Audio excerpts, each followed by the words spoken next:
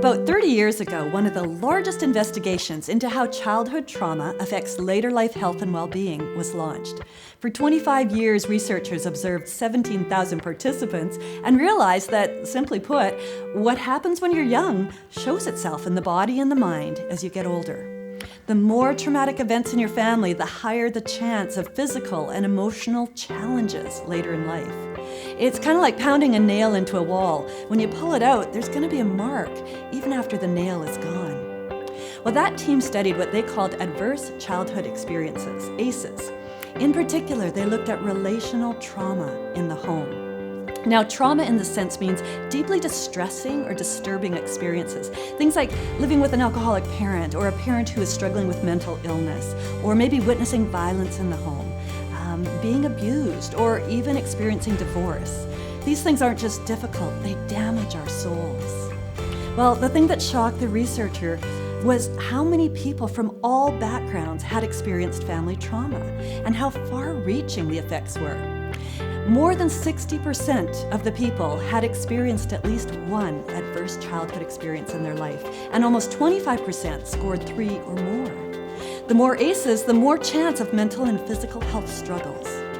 Living with trauma is like living with a constant threat of harm, and that's what happens to young people. This creates something called toxic stress. Last week, my husband was hiking, and he turned a corner to come upon a mama bear with 2 cubs. That's not a place you want to be. And in that moment, his body did exactly what it was made to do. His stress spiked, and that moved him into self-protection mode, which is pretty handy when you need to react to a threat.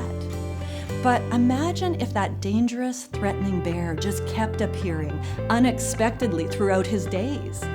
After a few days, his body would just stay at high alert level all the time, and it would never have a chance to move out of the stress zone.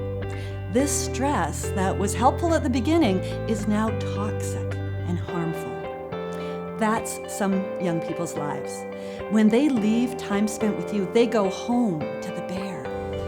As a result of this toxic stress, some teens may try coping behaviors that find them in a place that they could hide from the bear, but they move to even a more negative and harmful place.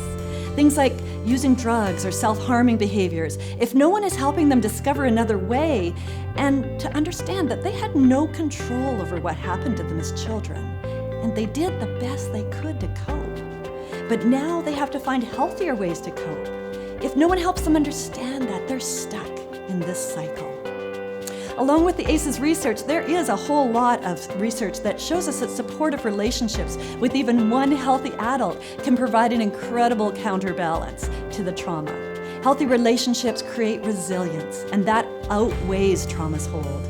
The higher the number of healthy relationships, the greater possibility that they're going to develop things like confidence in who they are, that they're going to engage and contribute in the world around them, and that they'll resist at-risk behaviors. And instead, they'll begin to discover the strengths and abilities that God has placed inside of them.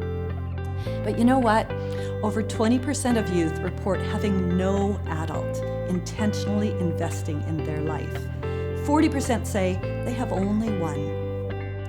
In a recent Barna study of Generation Z, 82% of young people said that they had experienced trauma in their lives. And that's just not relational trauma in the home. This is outside of the home as well, things like bullying and racism. Well, this stat explains the negative coping choices we see, the mental health challenges, and the self-protective behaviors. But the good news is that no one who has experienced trauma is irreparably damaged. In God's economy, not one child is beyond hope and wholeness. We need to start stepping into the shoes of the young people that we care for and recognize the impact that their story is having on them today.